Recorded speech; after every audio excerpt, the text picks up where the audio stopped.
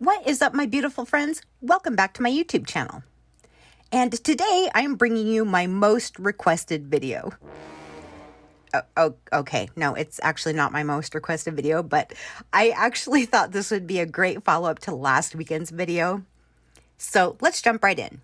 If you guys are new here, welcome to the channel.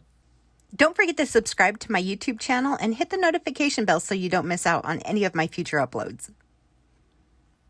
So I came across this gorgeous fabric a little while back, and the Native American in me just screamed tears of joy. I was like, I have to have it. We have to create everything. So I figured this would be a great fabric to show you guys because it's got a busy pattern and everything. So here is my mask template. I actually made this. It's out of a heavy duty template plastic that you can get through Dritz. I will leave the link below. The reason I love this stuff is because it is somewhat see-through, so you can see the pattern that you're trying to cut out with your fabric. So if you want a busy pattern or if you want to line up lines, this stuff works great, not just for masks, because obviously that's not going to be a thing for the whole rest of the future, but it's great for patterns in general. So what I'm going to do is I'm going to take my pattern piece, I'm going to place it over the fabric where I want to cut it out, and I'm going to cut out one side first.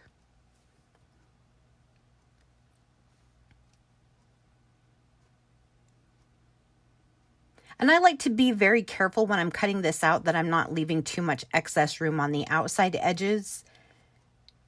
And I will take my big piece of fabric, and you could do stripes on the other side, or if you wanted to mirror this image, you could go ahead. I'm going to mirror it because I'll be honest, I'm a Pisces. I love symmetry. So, I mean, do what you do.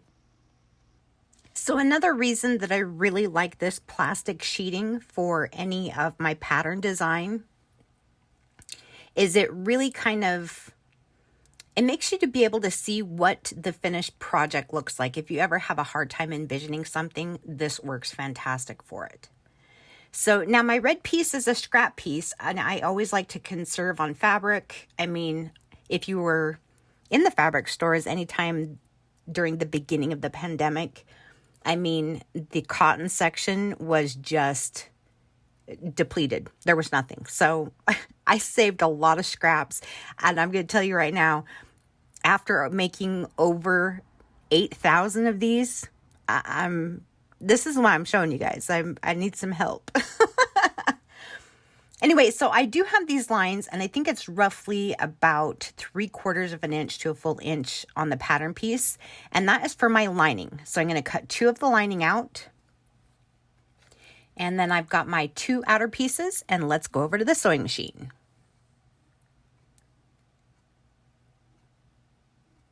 Okay, so we're going to start with the outside of the fabric, and I like to make sure that my stripes are lined up just perfect. And the edge of my foot is where we're going to stick the edge of this fabric. So I think it's roughly 1/4 of an inch, 1/8 inch, 1/4 inch, 1/4 inch. So we'll sew down the edge, and you'll see right here, give you a good shot of that. We're going to do the same thing to the lining, but we're going to come in ever so slightly from there into the fabric, because obviously you know that if you put lining into something, the lining is always a titch smaller than the outside. And then what I like to do is I like to pink my edges. This part isn't absolutely necessary, but I did create this pattern to fit around the face. When I did design my pattern, I went off what the CDC was saying would be best for cotton face masks. Which is why I'm using 2 heavy-duty cotton fabrics.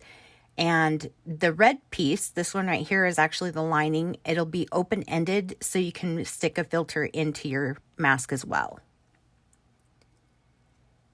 And after we have both sides pinked, what we're going to do is open your mask up, and we're going to make sure that the seam goes to one side or the other. I like to go to the right. And what we're going to do is about 1/8 of an inch, or half of the way from your seam to your edge that you pinked, we're going to top stitch that whole edge over to one side. Now be very careful right here. If you put your seam to the right on your outside, you want to put it to the right on your lining as well. And the reason I say that is because when we get done sewing everything up and cutting our threads, we are going to match the front and the back together. Look at how pretty that already looks. Oh, I just die for this red. Okay, so with your lining, we're going to prep this real quick. I actually like to fold over 2 times.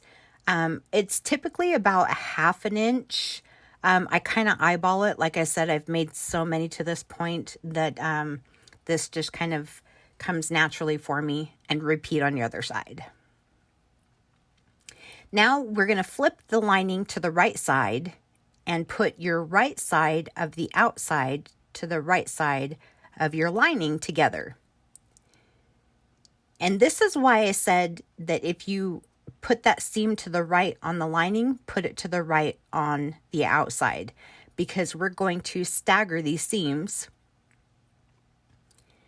I know I say reduce bulk a lot of the time in my videos, but it really does help. And you can see one side goes to one side and one side goes to the other side, so that way your seam it won't feel as uncomfortable while you're wearing it. And I typically will taper my seams where it's about 1/4 inch or even 1/2 inch on the outside edge, and I taper it down in the center and then taper back out toward the other edge. You see it right here. I do that on purpose. So we'll sew the bottom part first. I lay my mask flat on the table and I line up my seams. And then what I'll do is I'll go ahead and do the same tapering, and I'll sew up to the center. So further out on the outside, so about 1/2 inch, 1/4 inch. And then up to the center, I'm almost going all the way up to the tip, sink my needle, pivot my fabric, and then I'll taper it back down. Always back tack with these. Just to give you a good look at how I did that. So then what I do is I go through and I pink the lower edge. But I kind of come in at an angle. And you want to be careful you do this, because this is really important to the finishing part. You'll see right here. I actually start at kind of a little bit of an angle and then come in and pink up to the center. And I do this on the top and the bottom. And you'll see it right here. So it kind of leaves a little bit of a lip on the top. We need that extra piece to actually encase the raw edge so you don't get a lot of fraying in your mask. And then you'll see right here where I've got that raw edge, what I'm going to do is fold it over 2 times. So I'm just going to tuck that edge in, and we're going to flip and fold down. Okay, and zooming you in just so you can see what I'm doing, I'm following the exact edge until I get to the lining. And then when I get on the lining, I'm going to decrease that stitch width. So I'm about 1/8 inch away from the edge, all the way up to the center, sink my needle, pivot my fabric, straighten everything out. And then I'll come down 1/8 inch until I'm right where I'm about ready to leave the lining and go onto that tube. And then I go back out to the edge. And then here's a good look at what that looks like. So let's go ahead and do the same thing to the bottom of the mask. I like to take my mask and lay it on the table again to just kind of flatten everything out. I tuck that raw edge in, put it through my sewing machine. Now I don't really taper the bottom of this because the bottom doesn't have a nose piece.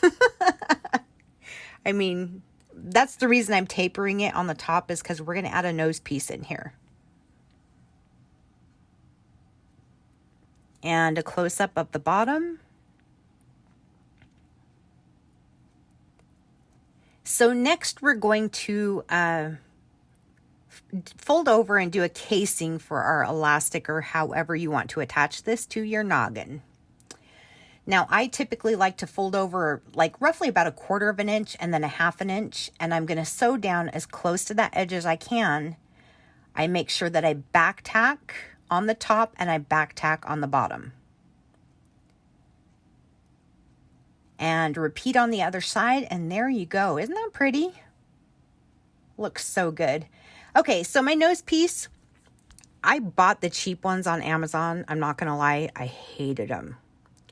So what I did is I actually grabbed this metal wire off of Amazon. I'll leave a link down below. And here's a good look at what it looks like.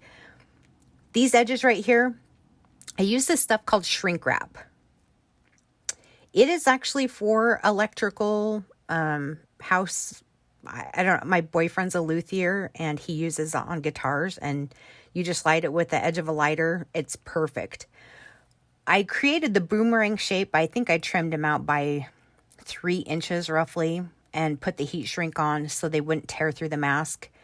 And you can see I'm just lining it up on that top edge.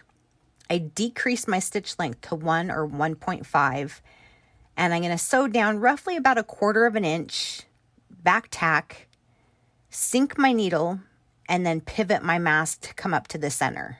So we're just making an open-ended casing, if you will, for that nose piece.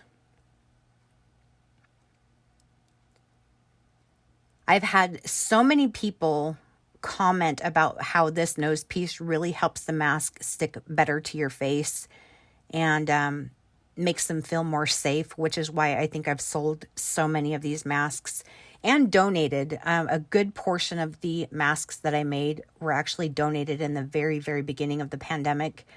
And yeah, it's kind of awesome. So you're going to take your little nose piece and you're going to slide it in the open-ended area and just poke it into that casing. And this is part of the reason why we staggered those seams too. And there you have it. Now all you need to do is, I would highly suggest ironing this before you put your nose piece in, and then put your elastic in your sides. And the best part about this, not only is it reusable machine and washer safety, but you can open either side and push in a filter to make you feel a little bit safer. So there you have it. That is my mask design. I hope you guys liked it. Let me know if you have any questions in the comments below. As always, don't forget to subscribe to my YouTube channel before you leave. Follow me on all other social media, and I will see you beautiful babies in my next video. Bye.